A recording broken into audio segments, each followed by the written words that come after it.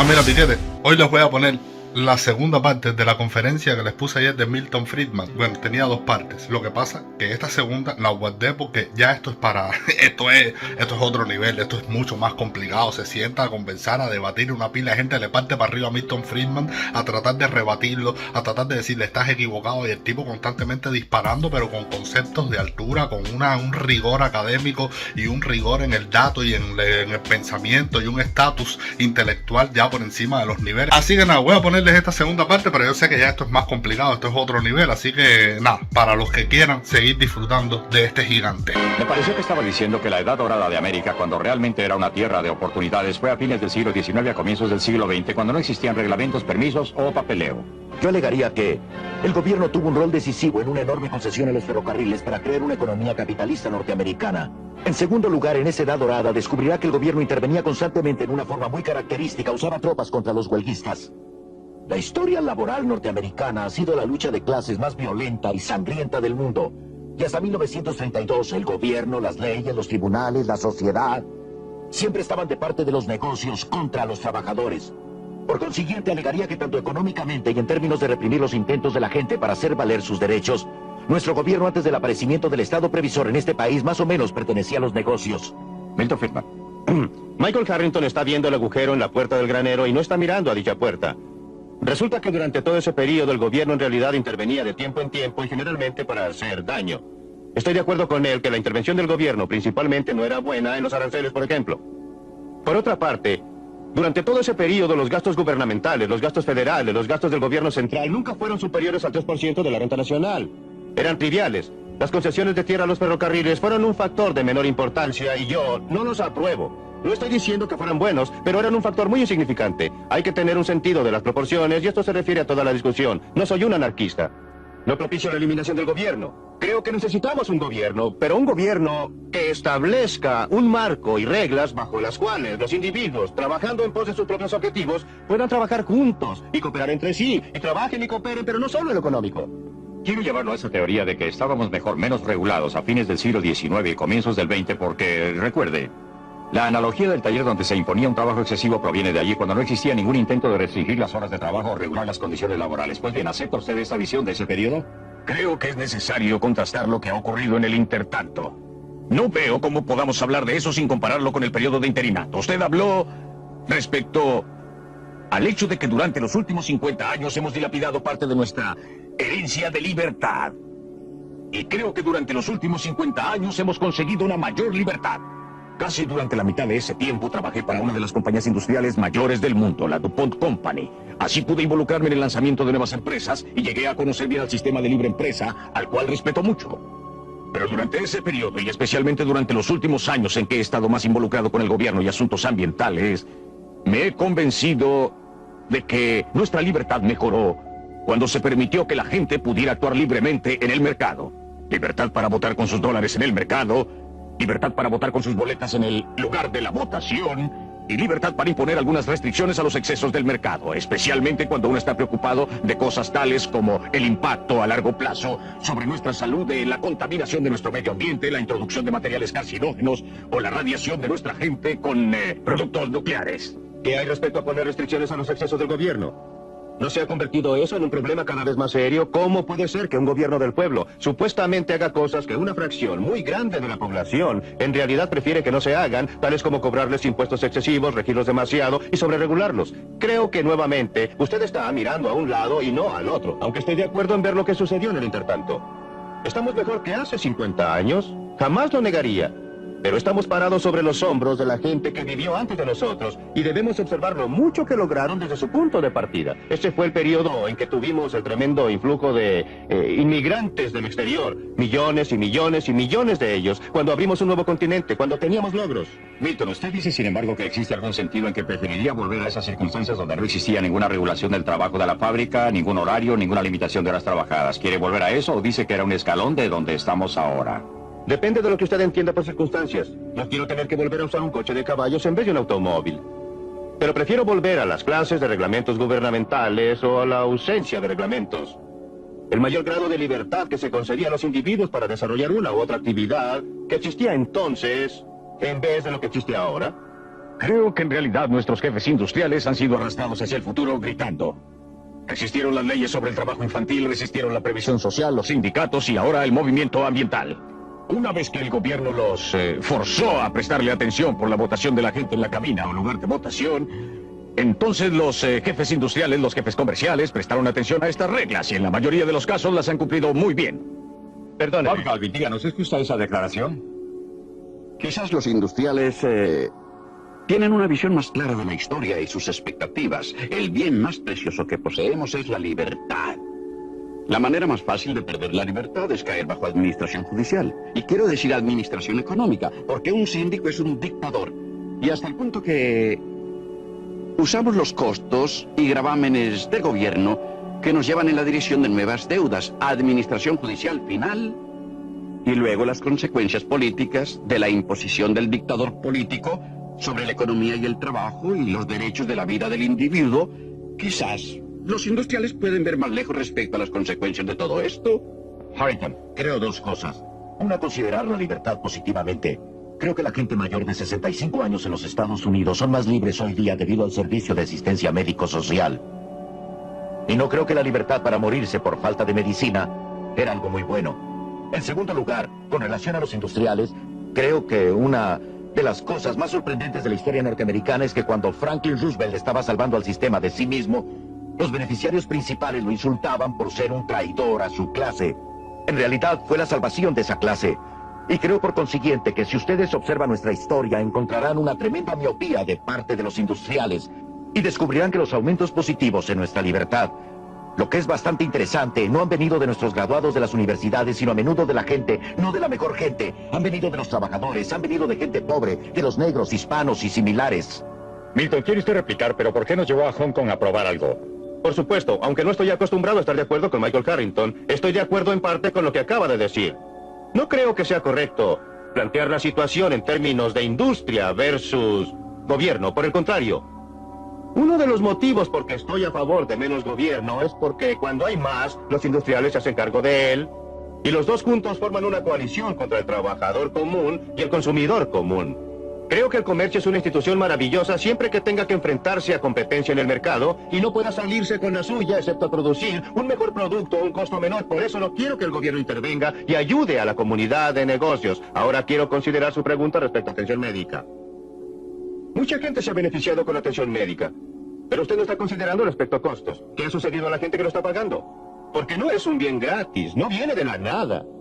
¿Y están beneficiándose de él en forma eficaz con relación a los costos? Esas son las preguntas. Es demagogia, si usted me perdona.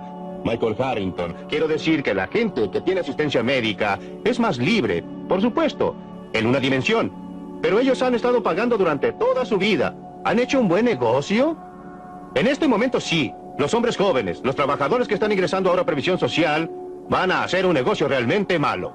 Milton, lo interesante es que la gente mayor de 65 años está pagando más de su renta gastable en cuidado médico que antes de la promulgación del sistema de asistencia médica social. El gobierno no hace bien las cosas. No hace bien las cosas, sí. No ha hecho bien las cosas en Gran Bretaña, en Canadá o en los Estados Unidos. Pues bien, Milton, nos llevó a Hong Kong exactamente respecto a ese punto. Usted dijo que era un verdadero modelo de operación del mercado. ¿Es esa realmente una descripción ecuánime de Hong Kong? En este momento sí. No es... Nuevamente no existen cosas que sean 100% en un sentido y 100% en el otro. Todo está mezclado. Hong Kong tiene un gobierno y sucede que es un gobierno. En este caso no existe democracia en Hong Kong. Es dirigida desde Gran Bretaña, es una colonia de la corona británica y el gobernador general inglés, etcétera, y el ministro de finanzas la rigen. Pero la situación en Hong Kong es que existe muy poca regulación de la industria de parte del gobierno. Existe un comercio libre total. No existen aranceles, no existen subsidios de exportación, no existen restricciones para la compra y venta de monedas. De modo que es lo más cercano a un mercado totalmente libre que se puede encontrar actualmente en el mundo. Y no existe duda que los principales beneficiarios han sido las personas con bajas rentas, la gente pobre que llega a Hong Kong en cientos de miles y de millones de la China roja y siguen tratando de llegar ahí.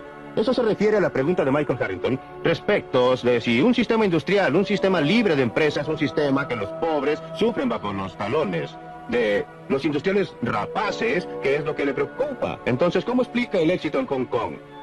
El punto en que la gente continúa votando con sus pies para ir allá. no nos está pidiendo que convirtamos a los Estados Unidos en un Hong Kong gigante, o sea, un taller donde se trabajan horas excesivas. Usted reconocerá que existe el desarrollo histórico de una economía y que lo que puede ser correcto para una etapa en el desarrollo de una economía puede no serlo para otra. ¿No es el asunto a donde vamos desde aquí? ¿Qué decisión pragmática debemos adoptar respecto a la dirección de la economía norteamericana? ¿Debe ser hacia más y más gobierno o debe ser mantener un balance adecuado entre la libertad de elección y la intervención gubernamental? Nuevamente el problema es distinguir dos cosas. Esto nos lleva a un comentario anterior que hicimos. Las circunstancias en términos de las disposiciones físicas y las circunstancias en términos de las reglas que guían a la sociedad. Ahora, en el caso de Hong Kong, por supuesto, no estoy pidiendo que aglomeremos a nuestra población en una densidad similar a la que tiene Hong Kong. Hong Kong es un ejemplo maravilloso justamente porque sus circunstancias físicas son terribles en ese lugar. A la gente de Hong Kong le encantaría irse a otro lugar con aglomeraciones menores y otra gente los dejara entrar. Este es el problema de la inmigración, que es una restricción muy importante sobre la libertad humana. En el periodo anterior a 1913, teníamos libertad de inmigración en un 100% en los Estados Unidos. No existe ahora, pero volvamos a su pregunta. ¿Usted cree que Hong Kong existiría si no estuviera contigua a la China comunista? Hong Kong existiría. Es muy dudoso que tendría las políticas que tiene ahora si no estuviera contigua a la China comunista. Pues bien, para contestar a su pregunta directamente, sí. Estoy a favor de que los Estados Unidos tengan, no las circunstancias físicas, pero las políticas que ha tenido Hong Kong de cero aranceles, comercio totalmente libre, ninguna restricción en las exportaciones, ninguna restricción en las transacciones monetarias. Un grado mucho mayor, un grado mucho menor de regulación gubernamental. Yo estoy de acuerdo con lo que Russell Peterson dijo antes, que existen efectos de terceros. Hay cosas tales como la contaminación. La cuestión es si las estamos manejando y no lo creo. Quiero que Bob participe en esto. Bob, respecto al comienzo de la agenda de Milton, ningún arancel, por ejemplo, ninguna restricción, ninguna cuota. Ahora bien, los grandes negocios, ¿aceptarán esa clase de política? Creo que las grandes empresas y todas las empresas podrían aplicar esa clase de política si encontramos el factor apropiado de equilibrio. Pues en el resto del comercio mundial, cuando negociamos fuera de nuestras fronteras y a medida que otros llegan, debemos comerciar con instituciones socializadas. Esa es una clase de institución muy diferente a la institución privada. La institución privada obviamente puede operar más eficientemente si no se le impone un precio artificial de la institución socializada allende los mares. Por eso creo que debe existir no el proteccionismo, sino que debe haber una regla internacional básica que impida a la institución socializada subsidiar y aprovecharse de la institución privada. ¿Incluye usted a los 9 países del mercado común, sin embargo, como países socialistas, o está dispuesto a tener competencia de los 9 países del mercado común? Los 9 países del mercado común europeo se dedican a la más dramática de las instituciones socializadas. No estoy de acuerdo con él. Nos estamos dañando al restringir el comercio exterior. Otros países se están dañando a sí mismos y a nosotros por las medidas que usted describe. Pero solo nos estamos dañando más si los imitamos. No creo, Dr. Friedman, que su madre obtendría un trabajo de costura hoy en América si no existiera ningún arancel. Lo que ocurriría es que no habría ningún trabajo de costura en América y haríamos computadoras. Pero existirían otras clases de trabajo si yo obtendría trabajo como una empleada a nivel bajo en una fabricación de computadoras. Sí, aunque usted enfrenta el problema que tanto un hombre de negocios muy importante y un diputado conservador muy importante no aceptan su receta de barrer con... Pero por supuesto, los dos enemigos mayores, yo diría, los enemigos mayores de la libre empresa y la libertad en el mundo han sido por una parte los industriales y por la otra la mayoría de mis colegas académicos que terminan en el gobierno. Por razones opuestas, personas como Michael Harrington y mis colegas académicos quieren tener libertad. Quieren libertad de expresión, de escribir, para publicar e investigar, pero no quieren libertad para ninguno de estos terribles hombres de negocios. Pero los hombres de negocios son muy diferentes. Cada hombre de negocios quiere libertad para otra persona. Pero quiere privilegios especiales para sí mismo. Quiere un arancel del Congreso. Y el Congreso, bueno, la forma en que los diputados son elegidos es haciendo favores a los votantes. Y si en realidad usted eliminara totalmente los aranceles, si redujera los controles gubernamentales en este país a los que son actualmente, no creo que beneficiarían a nadie. Bueno, entonces... A un Barber Conable, por quien tengo muchísimo respeto, o Bob Galvin, a quien respeto, creo que al que beneficiaría sería a Michael Harrington. Bien, preguntemos lo que quiere y usará el pueblo americano, porque usted está diciendo en realidad que el diputado está dando al pueblo lo que éste quiere. Ahora bien, ¿no está diciendo usted que la gente no quiere esto o no comprende su ventaja? Estoy diciendo que mi función y propósito total es tratar de persuadir a la gente. Que haga que una cosa diferente sea políticamente chistosa. Estoy tratando de persuadir a la gente que deje muy claro que los diputados que continúen con estas políticas van a perder sus puestos. Y si lo hacemos, los diputados no estarán buscando su propio beneficio. Están en un mercado, existe un mercado político. Ellos tienen un producto que vender y tienen que gustarle a sus clientes. Y estoy usando justamente la clase de propaganda que Bob Otro Gardner y político otras compañías experimentado, el utilizan. gobernador Peterson. ¿Cómo enfrentaría usted ese problema, doctor sí, Friedman? sí. La gente decidió que quería aire fresco. Lo necesitábamos. Y así construimos la industria del aire acondicionado. Cientos de miles de puestos, enormes ganancias, y casi todos nosotros tenemos actualmente hogares, autos y oficinas con aire acondicionado. Luego la gente decidió que quería aire limpio, pero no podía comprarlo en el mercado. Y entonces votaron en los lugares de votación. Obtuvieron que sus representantes elegidos fueran al Congreso y dijeran, vamos a tener aire limpio. Pues bien, de la noche a la mañana, se creó un nuevo mercado y el sistema de libre empresa respondió a eso. Y actualmente existe una gran industria ambiental que obtiene ganancias y proporciona empleos. Pero también sirve esta necesidad pública de tener la libertad de respirar aire limpio. Usted subestima burdamente el grado en que el mercado privado es capaz de hacerlo. No es accidente que el aire, antes de tener ninguna de esta legislación, el aire y el agua son más limpios hoy en día en los Estados Unidos que lo que fue hace 100 años. Usted sabe que el automóvil agregó una clase de contaminación, pero eliminó otra clase de contaminación peor. Si usted considera el aspecto que tendrían hoy las calles de Nueva York, si todavía se transportara a la gente en vehículos tirados por caballos, tendría una contaminación a una escala que lo abismaría. Del mismo modo, no es por accidente que el aire esté más limpio y el agua más pura en los países que actualmente son los más adelantados. No es en Afganistán donde usted encontrará aire y agua sin contaminar. Es en los países desarrollados. Así, el mercado es un mecanismo mucho más útil que lo que la gente reconoce. Me gustaría volver al mundo real, porque en el mundo real no existe ninguna posibilidad de que los negocios norteamericanos, que son un sistema comercial que depende de la seguridad social, vaya a adoptar estas ideas. La forma en que estas ideas funcionan en el mundo real es como una racionalización del mito de la libre empresa que disfraza el hecho del capitalismo de Estado como un argumento contra la intervención social, en una sociedad que en realidad interviene muy rápido a favor de la industria del acero. Finalmente, en términos del proceso político norteamericano, no creo que el proceso político sea tan simple que la gente elija al gobierno. El hecho es que cuando un Jimmy Carter es elegido presidente con una plataforma relativamente liberal, tiene que ganarse la confianza de los hombres de negocios, debido al control del proceso de inversión de parte del poder corporativo. Y creo que ese hecho, el poder corporativo, racionalizado por los mitos de la libre empresa, es el problema central de la libertad de nuestra época, y eso es lo que debe ser atacado. Antes de volver a Milton. No, tengo que comentar sobre esto porque no creo que podamos permitir que las palabras obstruyan lo que realmente es el caso. Creo que usted cree que no tenemos socialismo. Yo le diría que el 46% de cada corporación de este país pertenece al gobierno de los Estados Unidos. Ese es el impuesto a la renta cooperativo. Y eso significa que de cada dólar de utilidad obtenido por la corporación, 46 centavos van al gobierno de los Estados Unidos.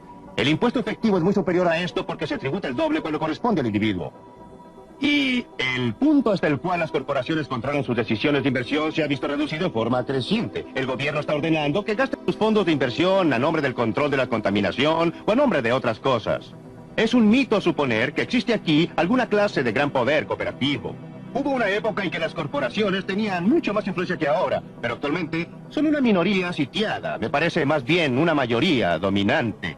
Me gustaría que los otros participaran en esto por un momento. ¿Cuál es el proceso para ustedes que quieren alejar al Estado o reducir la influencia gubernamental en la operación de la economía? Antes de dejar a Milton comentar al respecto, ¿qué haría usted como político activo, como otro político y como hombre de negocios? Personalmente creo que debemos controlar el crecimiento del gobierno en el futuro, poniendo un límite en los desembolsos del gobierno. Me gustaría ver una enmienda constitucional que lo logre, si no, continuaremos con que el gobierno va creciendo más rápido que la economía, y así empuja más y más al Producto Nacional Bruto a través del cuerno de lata del gobierno. Creo que sería un error y algo difícil de hacer. Espero que descubramos algún modo de hacerlo sin perder la libertad en absoluto. Gobernador Peterson, ¿puede ser? Creo que avanzaremos sustancialmente fomentando nuestra sociedad pluralista, estimulando y educando a más gente para que piense en forma global. Creo que uno de los grandes problemas de nuestro mundo es que los jefes del gobierno y la industria tienen poca visión. No miran el impacto a largo plazo de sus decisiones. Y en una democracia como la nuestra, la gente tiene el poder, igual como lo dicen los libros de estudio. Y si logra este entendimiento y conocimiento mayor, se va a preocupar de que los intereses especiales que eligieron a los funcionarios estén a tono, sean reelegidos. Y ellos observarán los puntos de vista a largo plazo, igual que la ciudadanía. Por eso estoy totalmente a favor de un impulso total para obtener esta libertad para votar en el lugar de votación, agregada a la libertad del mercado, porque es esta una combinación potente. Pero votar en el lugar de votación es una clase de libertad muy diferente a votar en el mercado. Cuando usted vota en el lugar de votación, es importante, pero es muy diferente. Cuando usted vota por un programa. Y si está en minoría, pierde. No obtiene lo que quiere. Cuando usted vota en el mercado, cada persona obtiene lo que quiere. Si usted vota, digamos, por... yo voto por una corbata verde y obtengo una corbata verde. Usted vota por una corbata azul, obtiene una corbata azul. En la cabina de votación, si el 60% de nosotros vota por una corbata verde, usted tiene que usar una corbata verde. Pero el 40% puede tratar de influenciar la toma de decisiones por su Sí, puede cuenta. tratar de influenciar, Claro, pero es un mecanismo muy naturalmente. diferente y menos eficiente para obtener el mismo rendimiento, los mismos resultados, de acuerdo con el gusto y preferencias personales. No importa qué auto compre, obtendrá aire sucio. Hay gente buena que corre con esta sociedad y la mayoría de la gente de que estamos hablando trabaja en algún lugar y sabe que su compañía está haciendo algo bastante bueno o está tratando de hacer algo bastante bueno. Creo que la gente va a comenzar a decir a sus líderes dónde se han equivocado y tratará de corregirlo por la acción directa de la caja de votos, Friedman. La gente en general es más conservadora y en particular es más liberal. Si usted pregunta a la gente qué piensa del gobierno, dirá sáquenmelo de encima, menos impuestos. Si usted pregunta en particular con relación a la salud nacional, al empleo total, el gobierno es el empleador del último recurso. Respecto a la contaminación, hagan algo. Se publicó un artículo de Everett Latin Fortune hace un año, que no puede decirse que sea un diario radical de izquierda, que mostraba esta contradicción. Creo que existe actualmente en los Estados Unidos un rápido movimiento a la izquierda, a la derecha y al centro, que obviamente espero que no será resuelto por una reducción general cuyo objetivo sea principalmente la gente pobre y trabajadora, sino por una democratización creciente del poder económico y por una democratización creciente del gobierno. Creo que en esta complicada sociedad de enormes instituciones y burocracias, si hablamos de libertad, una cosa que me gustaría ver sería una ley que proporcione fondos para que cualquier minoría compre la investigación para contrarrestar a la mayoría. Si usted carece de la pericia, del conocimiento de tecnología hoy día, está fuera del debate. Pienso que debemos democratizar la información y el gobierno igual que la economía y la sociedad. Siento que la solución de Michael Harrington no lo solucione. Él quiere un gobierno de la minoría y yo no. Yo quiero el gobierno individual. Yo quiero que los seres humanos controlen sus vidas individuales separadamente. No creo que una minoría que está de acuerdo conmigo deba tener el derecho a sacarme la plata para su propia investigación. Ellos deben salir y tratar de persuadir a la gente que les contribuya. Yo debo tener libertad para obtener que la gente contribuya para presentar mis ideas. Pero respeto la idea de tener alguna clase de agencia oficial para que vaya a financiar a los disidentes. En primer lugar, cualquier persona que tenga algún sentido de realismo respecto a la forma en que opera el gobierno sabrá que terminará en manos de la mayoría y no de la minoría. Pero puede el gobierno en esta economía mundial, compleja, extremadamente interdependiente que se está desarrollando. ¿Puede usted creer místicamente en la mano invisible de Adam Smith? Ocurre que pienso que Adam Smith fue una de las figuras intelectuales más grandes de la historia del mundo y que el capitalismo fue uno de los avances mayores que jamás haya obtenido la humanidad. Pero precisamente porque lo pongo en un contexto histórico, el capitalismo, según pronosticó un amigo mío que se llamaba Karl Marx hace algún tiempo, ha desarrollado tremendas tendencias hacia el monopolio, concentración, corporaciones multinacionales, abastecimientos de dinero no controlados ya por el Federal Reserve Bank o aún el presidente de los Estados Unidos. Y pensar que usted puede responder a este medio radicalmente nuevo con una solución del siglo XVIII. Creo realmente que corresponde a un ejercicio intelectual cuyo efecto práctico y político es racionalizar el poder conservador en América. Esto es un mito completo que el progreso de un país desarrollado interiormente en un mundo más complicado necesita la intervención gubernamental. La intervención gubernamental no ha crecido en aquellas áreas que se derivan de la total interdependencia del mundo. ¿Dónde crece? Al tomar el dinero de algunas personas y darlo a otras. Doctor Friedman, todo lo que tengo que decir es que el gobierno tiene que vivir en el siglo XX. Por supuesto. Mucho menos que en el XIX o en el XVIII. Sí, pero nuevamente... Y tomar a la sociedad como es hoy en día. En realidad lo y hacemos. entonces construir sobre eso. Para mí, la cosa decisiva en discusión aquí es una presentación mítica, no histórica, de una solución abstracta tomada del tiempo, que no considera la tremenda evolución de la sociedad capitalista, la tremenda interdependencia del mundo, el hecho que actualmente no solo tenemos una planificación económica nacional, sino que en la reunión cumbre de Tokio tenemos planificación económica internacional de los principales poderes capitalistas industriales. Y bajo estas circunstancias, tomando en cuenta el enorme logro de Adam Smith y el de la sociedad capitalista, bajo esta situación histórica radicalmente cambiada, proponer estas soluciones clásicas Me parece que es proponer algo no serio, que sin embargo funciona para racionalizar el poder corporativo económico y político conservador. Los grandes logros del siglo XIX vienen de apartarse de la clase de sistema que usted quiere volver a imponer. Usted quiere hacernos volver a los siglos XVIII y XVII cuando teníamos una sociedad corporativa y un gobierno que controlaba las cosas. El asunto no es si lo que alguien está proponiendo corresponde al siglo XX o XIX o XVIII. El asunto es qué es lo correcto de hacer, cuál es la mejor forma, en qué podemos ampliar nuestras oportunidades, conservar nuestra libertad, mantener nuestra prosperidad. Me parece que la clase de solución que usted propone involucra más de lo mismo, más de las medidas que han fallado una y otra vez en lograr los objetivos. Dejaremos el debate hasta aquí y esperamos que se unan a nosotros la próxima edición de Libre para Elegir.